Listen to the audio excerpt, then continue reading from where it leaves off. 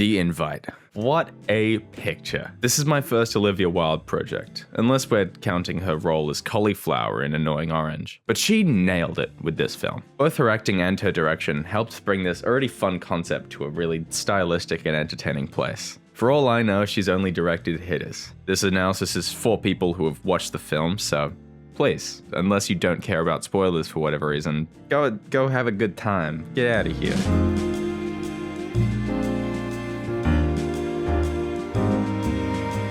The film immediately forces you to take the position of a child of divorce, pre-divorce. Watching this couple with no semblance of chemistry attempt to interact with one another, it's impossible for the two to calm down and reach a rational conclusion on anything. Communicating the characters' insecurities in themselves, and how the relationship only works to restrict them from living meaningfully and connecting with themselves. Seth Rogen does what he does best, playing a deadbeat stoner, neglecting his health and living a life that he's not proud of. This is primarily because of his fear of failure. His band that was once successful fell through, and rather than treating this failure as one of many, he sees it as the end of the road. This is his most unattractive feature to Wilde's character, who was initially attracted to his passion for music. This conflict is communicated directly through the piano and refusal to play his band's music, but Seth's reoccurring back pain works as the driving metaphor. When he gets back from teaching a shitty school band, when a later sexual encounter falls through, his back pain ignites and he turns spiteful,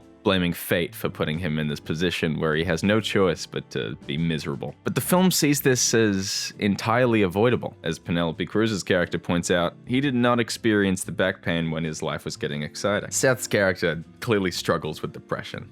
Don't we all? Seeing no meaning or purpose in his life and not having the motivation to break out of this cycle, instead resorting to the devil's lettuce to cure his woes. Olivia Wilde uses Rogen's public, real-life persona very, very well in characterizing Joe. He's kind of likable, kind of pisses you off. No, he's likable. No, he's pissing me off again. God damn it. And this smarmy little attitude of his is what helps him avoid introspection and earnest conversations with people, but feeling really cool while doing it. Wilde's character Angela couldn't be more different. She's all over the place, to a point where it feels slightly erratic and really wants to break out of her current life. She wants friends, excitement in her sex life, confidence. She just wants drastic change. But she feels like she can't. They have a daughter, and the house they live in is Joe's inheritance, making the prospect of breaking up and pursuing her own needs feel unreachable. This feeling of being trapped is really well communicated through the one location shtick, painting a picture that existing in this space has been her life for what feels like forever. She's desperately scrambling to make her current life and relationship work for her, decorating the place with a mirage of rugs and little trinkets, but it never amounts to anything meaningful. Angela is well conveyed through her inability to decide on a shade of paint for their bedroom. Joe sees them all to be the same color, and that the choice doesn't matter, but to Angela and Edward Norton's character Hawk, there is a distinct difference between the three. Life is more vibrant to these two. They're able to imagine a future that is fulfilling and meaningful, whereas Joe's just given up. Anyways, let's talk about the catalyst of the film, the upstairs neighbors. They have loud and awesome sex, are socially confident, and seem to love each other very much. They represent everything that Angela aspires to be, but something that Joe seems to be holding her back from. A love for their orgasms and ritualistic showing herself nude to Hawk from the window represents this desire that, as weird as it sounds, is missing from her life. Joe has given up on sex, blaming Angela's lack of attraction to him as the cause, when really it is their complete lack of compassion towards one another outside of the bedroom that makes any kind of intimacy impossible. The neighbors live what seems to be an ideal, looking down on their lives from above. They're comically healthy and crazy in love, but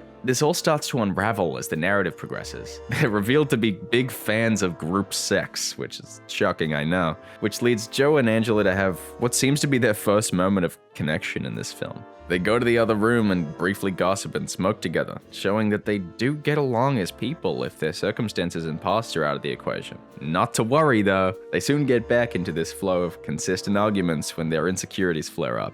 The secret of Angela and Hawk's little ritual is revealed to Joe, and he gets extraordinarily jealous and skeptical. This is quickly calmed down by the sudden offer for them to all get involved in the group sex. Joe is befuddled. This goes against his little conspiracy, and he doesn't seem to find himself at all attractive. But this seems to be the first time that they both acknowledge that this change could be exciting. It'd be something that they both want or need for one reason or another. They both go with their decided separate partners, and both have their own little problems. Angela desperately wants change, but she doesn't know how to act when presented with it. She's so insecure and afraid of ruining the moment that it becomes a very awkward encounter. Joe, on the other hand, has a wonderful time, kind of just standing there and letting it happen to him like he does with life. However, once he trips and falls, everything is ruined for both parties. The film then turns into an impromptu therapy session. Cruise's character Peanut takes up the role of a stern mother, lecturing stupid Joe about his depression. Joe lashes out at Hawk, and he goes on to tell a really wonderful and touching story about his past wife that Joe does not care for. He doesn't care for sentiment or redemption, as he doesn't believe the same to be possible for him. Pina gets pissed, and Hawk gives her a cheeky little English lesson. And for the first time, it's revealed to the audience that this couple isn't perfect. They sometimes clash, find elements of each other unattractive, and such is natural in any relationship. Though, unlike Joe and Angela, their relationship is not consumed by constant arguments, and they have this core of intimacy and honesty that pull them through tough times. This therapy session, through insightful and wonderfully written discussion, ends with the conclusion that Joe and Angela just aren't meant for each other, and that their daughter, the only thing keeping them together at this point, would be better off without the environment of constant unease and stress that they provide. This leaves the now seemingly separated couple standing distant. The final scene is beautifully layered to me. Joe plays the piano for the first time in years, and Angela sits beside him as they play together. This could be seen as them once again finding that spark, that love that brought them together, though I don't think this to be entirely the case. They will still break up. They acknowledge now that they're holding each other back in some ways, and yet, in the final moments of their relationship, they treasure their memories together. They don't look towards everything with malice and hatred, but with a mutual understanding that what they had was special. It doesn't mean that they're compatible anymore, and I believe this scene leaves the film optimistic for both characters. Now they have the capacity to pursue a more exciting life that's truer to themselves, to find and develop themselves beyond this relationship. This ends my reading of the film. Let me know if you disagree. It's fine if you do. I'm always willing to learn. And thanks for watching. I'll see you soon. Bye-bye.